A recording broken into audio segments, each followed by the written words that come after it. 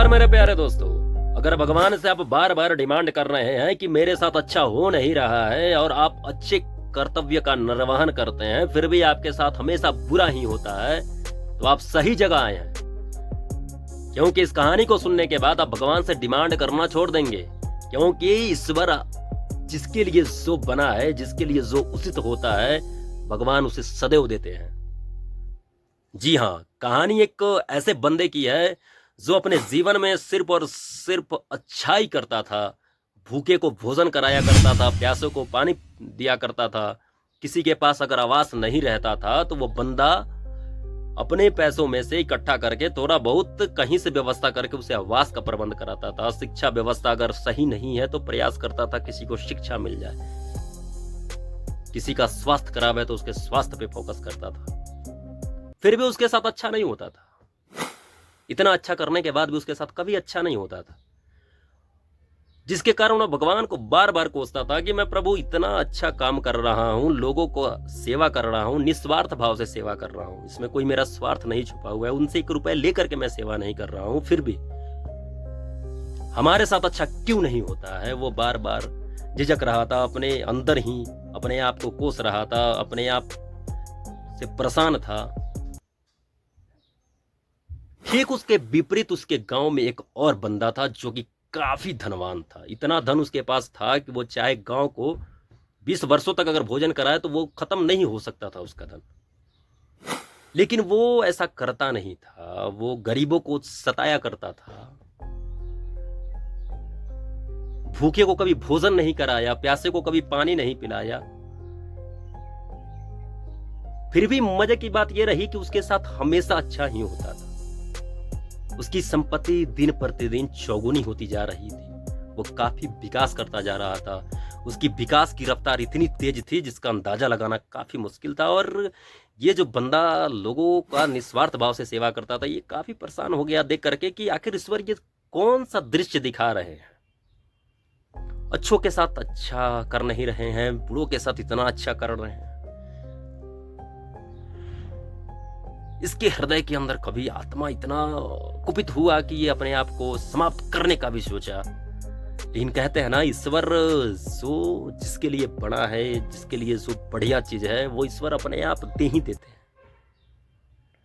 इसी चिंता में, इसी चिंतन मनन में वो जंगल की तरफ बढ़ता चला जा रहा था, अपने आप को कोस रहा था। उसी रास्ते में जब आगे बढ़ रहा था तो एक नदी दिखाई दी और उस नदी में एक ऋषि डूब रहे थे। मजे की बात यह रही कि उसी रास्ते से वो धनाढ्य व्यक्ति जो था वो भी जा रहा था और उसने भी उस ऋषि को देखा।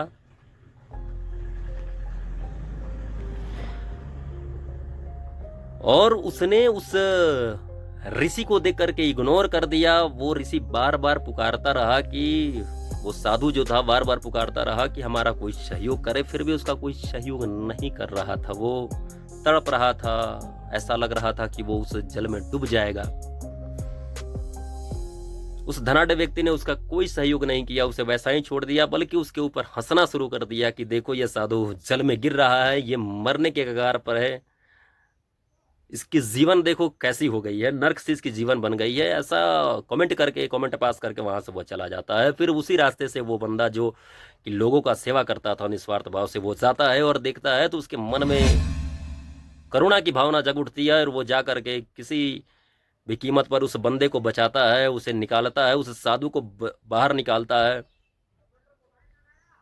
और जब उस साधु को बाहर निकालता है तो साधु ने से बोला, बहुत बहुत धन्यवाद मेरे भाई, अगर आप नहीं रहते तो शायद आज मैं जिंदा नहीं रहता, भगवान आपका अच्छा करे। ऐसा कह करके वो साधु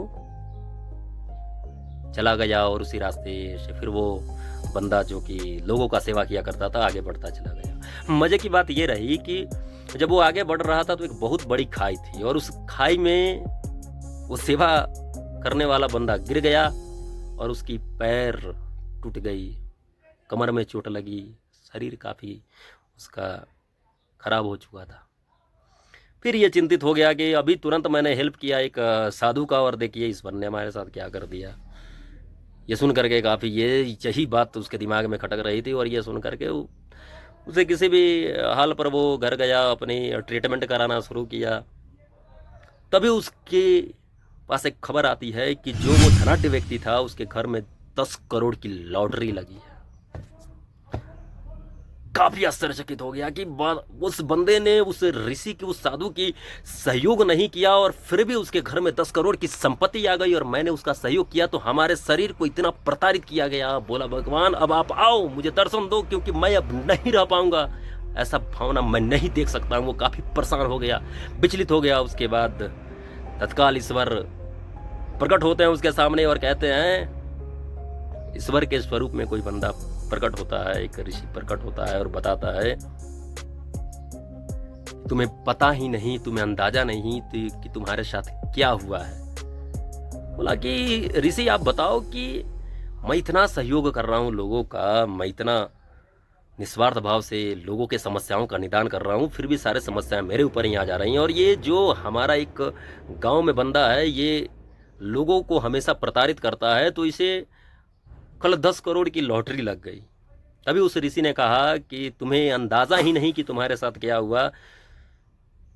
कल तुम्हारी मौत थी, और तुमने जो उस ऋषि की जान बचाई थी, उस मुनि की जान बचाई थी, जिसके कारण सिर्फ और सिर्फ तुम्हारा शरीर ही प्रताड़ित हुआ, थोड़ा बहुत शरीर में कष्ट हुआ, और तुम आज जीवित हो। और तुम्हें अंदाजा नहीं कि वो जो बंदा था उसे 100 करोड़ की लॉटरी लगने वाली थी, और उसने उस ऋषि का सहयोग नहीं किया, जिसके कारण उसे सिर्फ और सिर्फ 10 करोड़ की लॉटरी ही लगी। ये सुन करके ये आश्चर्यचकित हो जाता है और ऋषि के चरणों में गिर जाता है, रोने लगता है।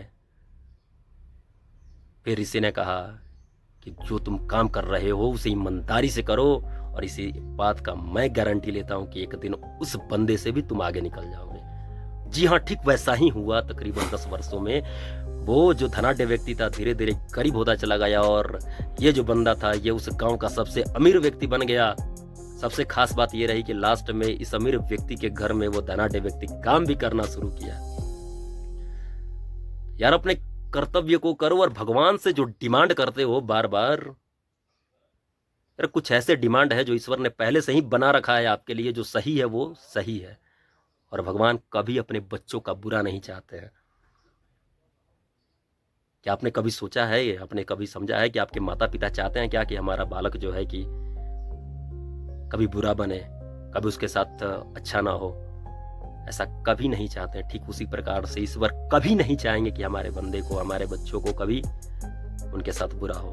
इसलिए सदैव मस्त रहें, खुश रहें, और अपने कर्तव्य का निर्वहन एकदम दिल से करते रहें। और अगर इस चैनल पर नए हैं तो भाई थोड़ा इस चैनल को सब्सक्राइब करें, बेल आइकन प्रेस करें, कमेंट करें, ताकि आपके भाई का भी चैनल ग्रो हो सके। राधे।